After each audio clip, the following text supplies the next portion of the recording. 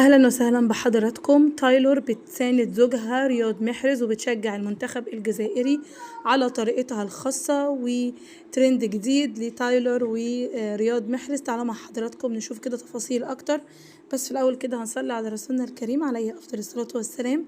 وكمان ما تنسوش لايك على الفيديو، اشتركوا وفعلوا الجرس من كلمة الكل عشان خاطر يوصل لكم الجديد والترند. النهاردة بنتكلم عن محرز وتايلور وكمان بنتكلم عن الموقف اللي هو تعرض ليه مع الخالة مريم، وطبعا هي رفعت عليه قضية وكانت واقفة.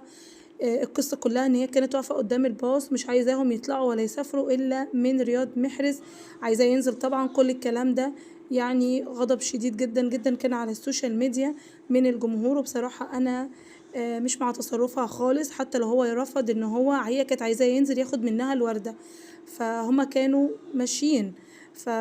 يعني ده مش رد فعل لان هو منزلش ان انتي تعملي فيه كل العمايل دي وتعملي له كل المشاكل دي.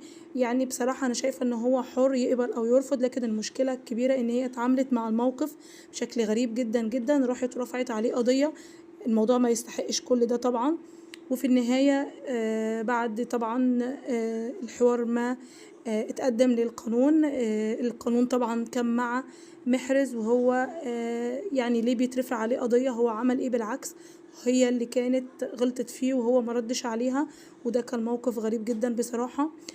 طبعا انا عايزه اقول لحضراتكم حاجة في الاخر، ان اللي هو عمله هو حر يقبل او يعترض او يكلم اي حد، برضه هو حر.